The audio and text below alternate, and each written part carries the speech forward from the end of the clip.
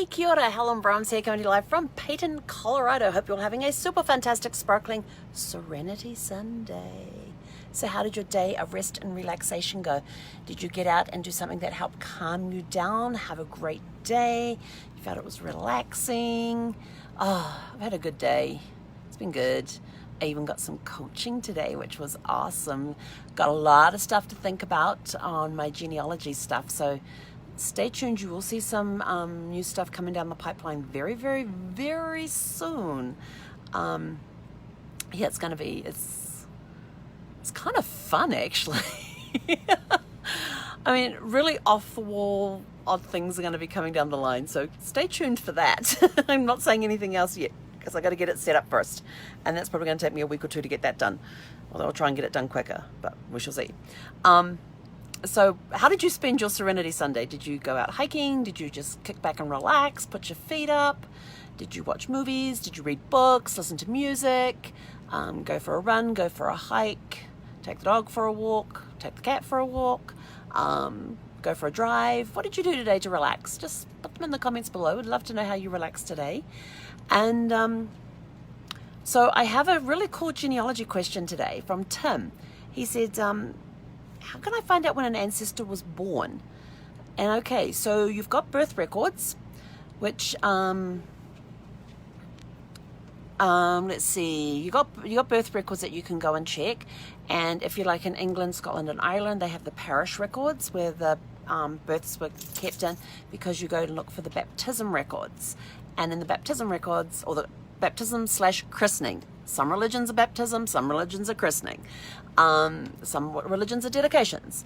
So based on what the religion preference is, you can actually go and look at the parish records, or call up about the parish records, or some parishes, parish records are now online, so you can research those.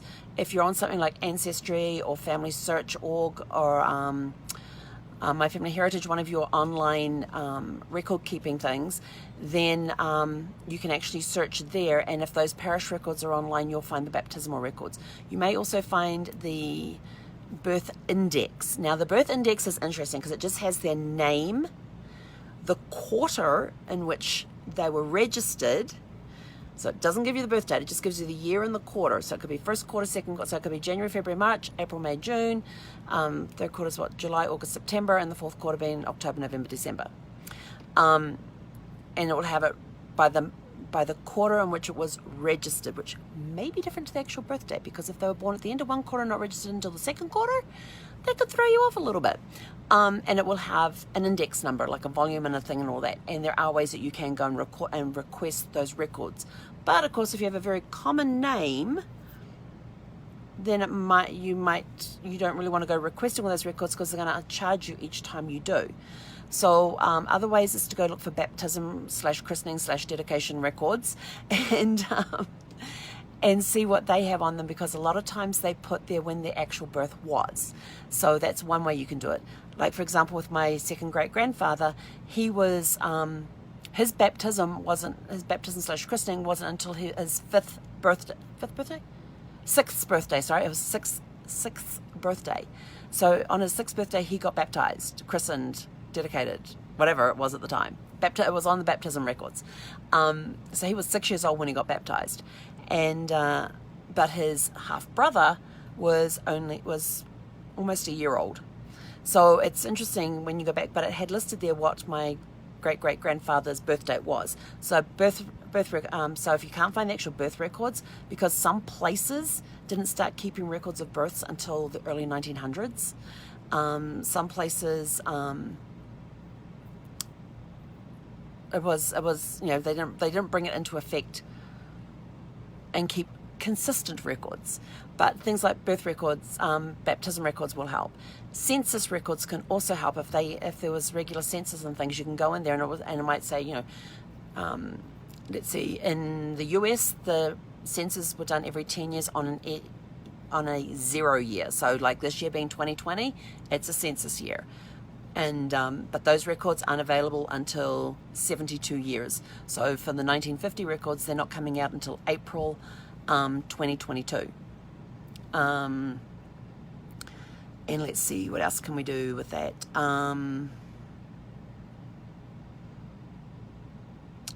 Let's see, what else? Yeah, so census records. So if it was on a 0 year and it may put there that the child was 5 years old, then you would know that they were born. So say, for example, if you came across a 1900 census and they had a 5-year-old child there, then you know the about time would have been 1895. So you can actually put on the cheapers in the birth field. In the birth date field, you can put ABT for about 1895. So that gives you a framework. And a lot of times on the census, it will ask where they were born, or say where they were born as well. And so you have that information too. So that can also help in your research. If you're in England, their census were done on the year ending in 1. So in 2021, for next year, is going to be the English census. Where we get the UK, the census in the UK will be done. So again, if you get to say an 1861 census and it turns around and said it was 500 jeepers, that they were 5 years old, then you know that they were born about, what did I say, 1851? So they were born about 1846.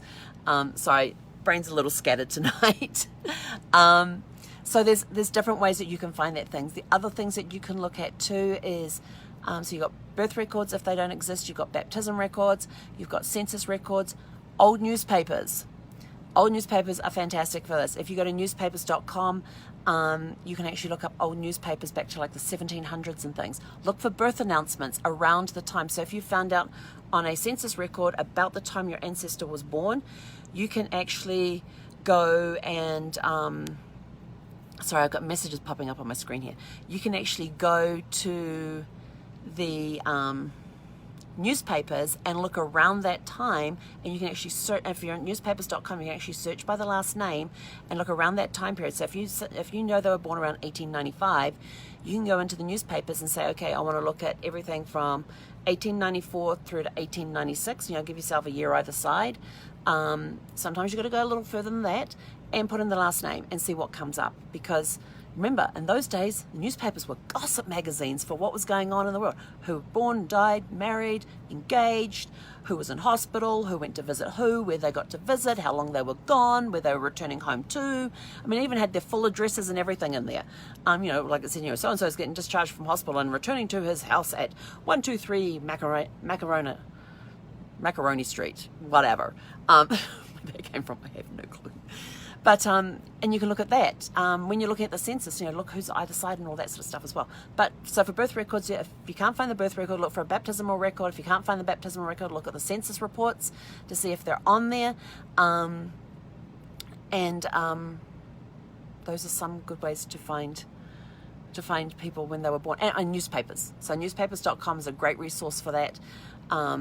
Looking up their last name, looking up the 2 to 3, 1 to 2 years either side of the year you think they were born in. But be very careful, because on some census reports, like one family I found, I don't know who did the math. I really don't. I found the family in one census, then I went forward to, and the person I was looking for was only a year older than one, which worked with everything I had found out so far about this person. And he was the only person across all the entire census records that had this exact family makeup. Everything lined up with the parents' names, where they were born, all of that, everything lined up. He was listed as 1 year old, which was fine because he was born in 1850. Then I go to the 1861 census, and all of a sudden he's 10 years old. I'm like, what? And I'm like, that doesn't compute. He should only be, actually no, that did compute. No, sorry, it wasn't. No, it said he was 7, sorry, it said he was 7 years old, and I thought he should have been at least 10 years old on that one. That's what it was. It was 7 years old and 10 years old. I'm like, and then I had to go back and I had to verify, was this the same family I looked at in the 1851 census to the 1861s? Was it the same family I was looking at, or had another family with the same names and everything else popped up?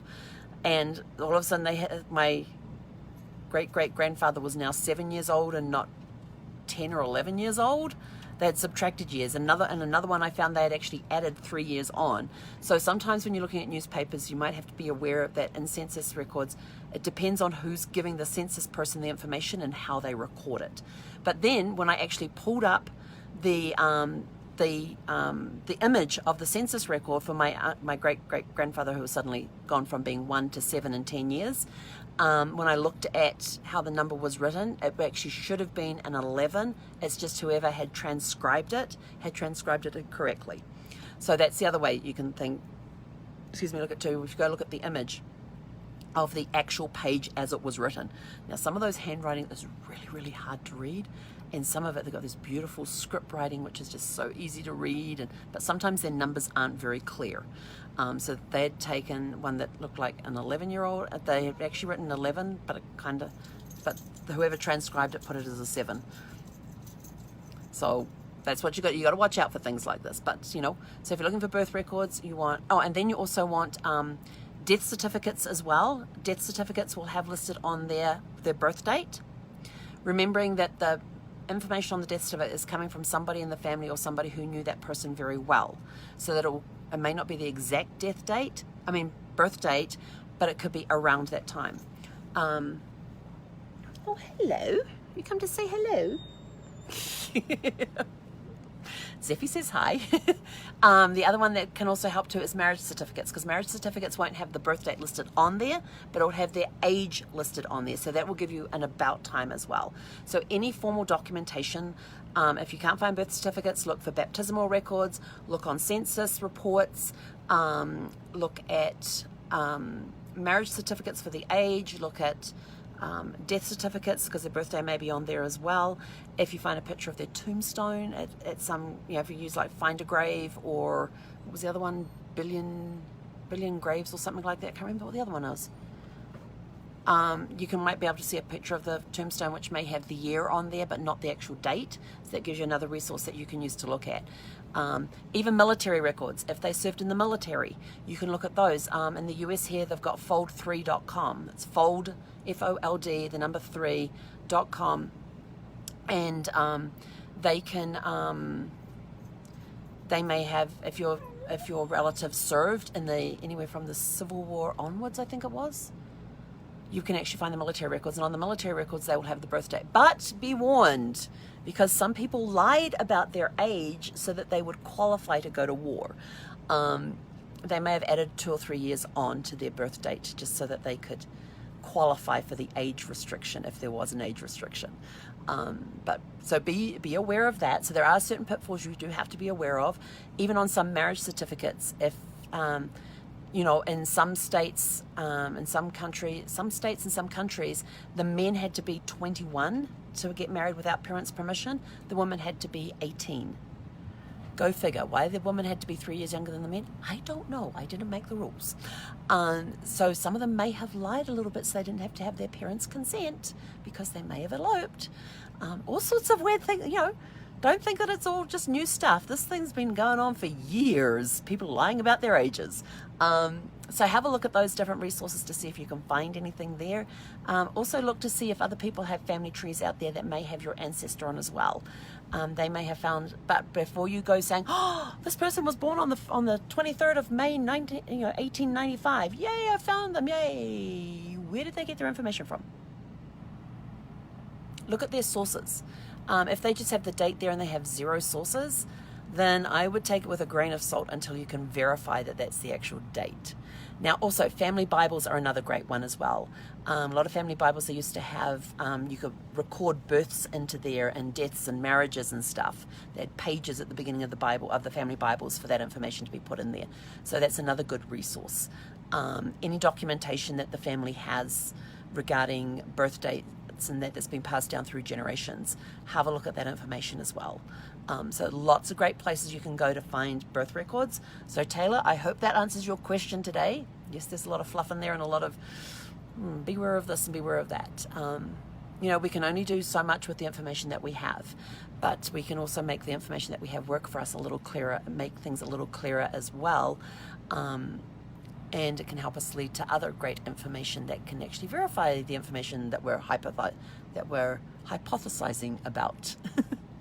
So it's only true when we find the original documents. That didn't sound right, did it? No. Anyway, I'm taking this fuzzy brain outside for a walk, to go walk Zeffy, and then we're going to have some dinner. So have a super fantastic sparkling evening and enjoy the rest of your Serenity Sunday, and we will catch you tomorrow. Hei konera.